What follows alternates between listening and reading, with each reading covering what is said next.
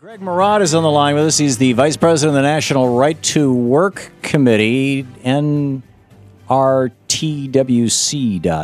is the website. Hey, Greg, welcome to the program. Thanks, Tom. Happy to join you. Thanks for joining us. Yeah, Rand Paul has talked about introducing a national right to work for less law.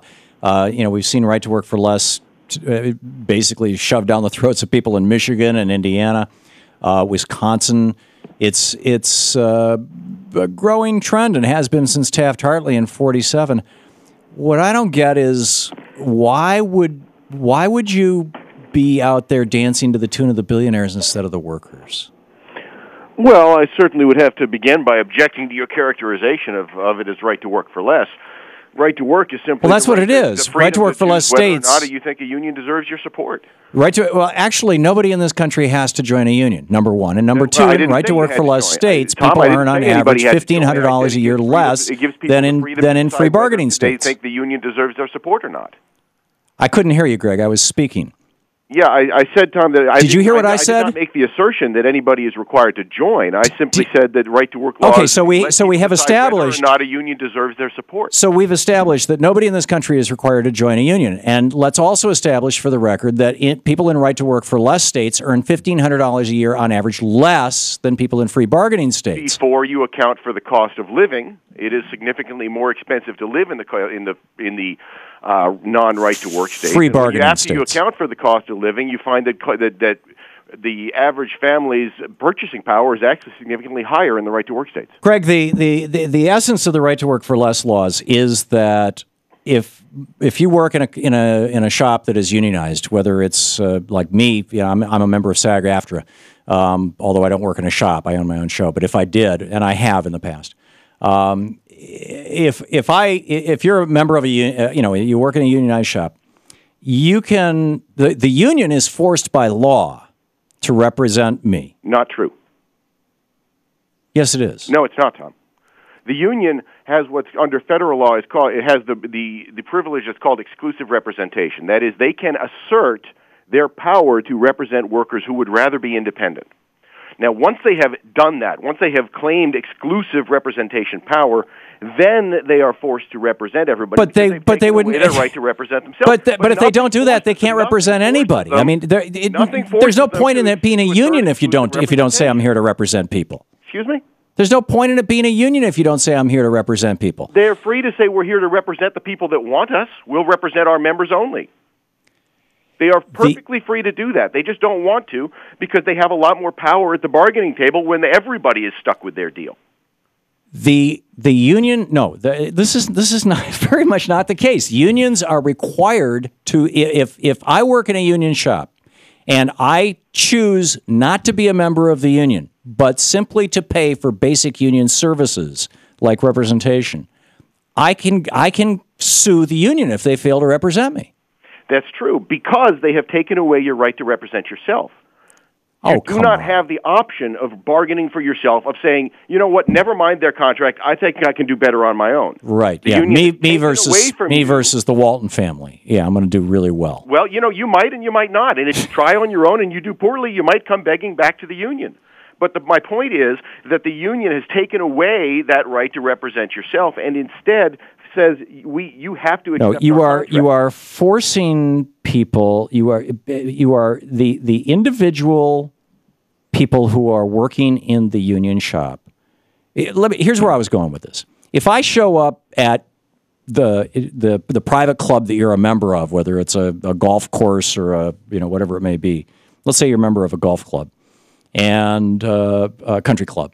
And I show up and I say, nice place you got here. I think I'll have a sip of that champagne and I'll sit in this chair for a while. But by the way, I don't want to pay because this is a right to country club state. But what would you say? Your analogy is false because the individual does not have the option to say, you know what, I don't want your contract. No, we started out by saying you don't have to be a member of a union. No, but I'm not talking about membership in the union. I'm talking about the union contract. If you work there, you're stuck with that union contract, even if you think you could do better on your own. In a free bargaining state. Longer hours. Maybe you're smarter. Maybe you work harder. Maybe you could do better. Maybe. But you don't have the option of trying. So are you really trying to tell me, Greg, that your entire argument after, I mean, we've been watching this go on since 1947. Your entire argument is based on maybe? My entire argument, Tom, is based on choice. The individual should be free to choose whether or not they think a union is serving their interests. And I'm saying, hey, I should be free to choose. No, you're not saying that. What you're saying is the individual should be free to choose whether or not they're going to pay union dues. No. Whether they're going to pay the union for representation. No, look, Tom, I would love for them to be free to choose to skip out of the union contract too and cut their own deal. But your point and the point of all right to work for less legislation is to make my point, or do you want to interrupt me halfway through? I'll interrupt you halfway through. Your point is to destroy the unions, and this is what happens in state after state after state, is to destroy the unions by saying to the workers, you don't have to pay into the fee if you don't want to. You don't have to pay for the services if you don't want to. But you, at the same time, say to the union, if you fail to provide those services, this employee can sue you and win. What I say to the unions is you shouldn't represent those people. Give up exclusive representation. Represent only your members, and then you will not have a Then you don't have a union anymore. Write a contract. That's not a union. Yes, it is. That's a tiny association. That's a club. If people don't think it serves their interests.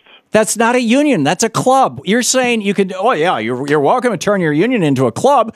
Let's get all the guys who like to play pool together on Saturday night. But a union represents the workers against management, or with management, or to management. Prior to the Wagner Act in 1935, all unionism was voluntary. I know, and that's why the Rockefeller family was murdering people. They did not force people to join and to accept their contract prior to 35, and even for years after 35, voluntary union membership and members-only bargaining was very, very common. Now, as unions realized the power that having a monopoly on the labor force gives them, they have gradually given up that model. Though even today, you will find some unions arguing when it suits their advantages in court that this is a perfect. Greg, are you going to assert that prior to the Wagner Act, that employers were not murdering people for trying to unionize workers? I'm confident that happened, and unions, frankly, have murdered and brutalized people to force them in. Name one. There's bad actors on both sides of this. Name one. Name one. Eddie York. Ludlow Massacre. I see your one. I up you 120. A strike. The Ludlow Massacre. The Rockefeller. I'm not going to argue. Rockefellers came in and burned out families. There have been killed children as they ran through the night. There have been bad actors on both sides. And you want to take us back to those days. I don't get it. I don't want to go back to those days. You want to go back to a situation. What right to work for less laws do is they take us back to a situation where the billionaires hold all the cards, and you, one guy, you, Greg, all by yourself, good luck negotiating with me, the billionaire, because I'm just not going to take your terms. Well, if I do that poorly, then I'll come back to the union and say, you know what, here's my dues, I want to be a member. But by that point, the laws have been changed. The Wagner Act has been eviscerated. There is no legal basis for the union to say to the employer, we actually represent these people and you have to pay attention to us, because people like you, the right to work for less people, have destroyed that ability of workers to organize themselves into unions. Not at all. Right to work makes for stronger unions because Not true. Union leadership is forced to be accountable. Please name one state where right to work for less legislation has been passed and that state saw more unions. Nevada. So an increase in... Oh, that's because their population went up on a per capita basis. I don't have those figures in front of me. Well, that's because they don't exist. Nevada grew, of course, because the casinos grew and many of them are unionized. But if people have chosen not to be part of a union, it's because they don't think a union has served their interests. If they feel the need of a union, they'll join one.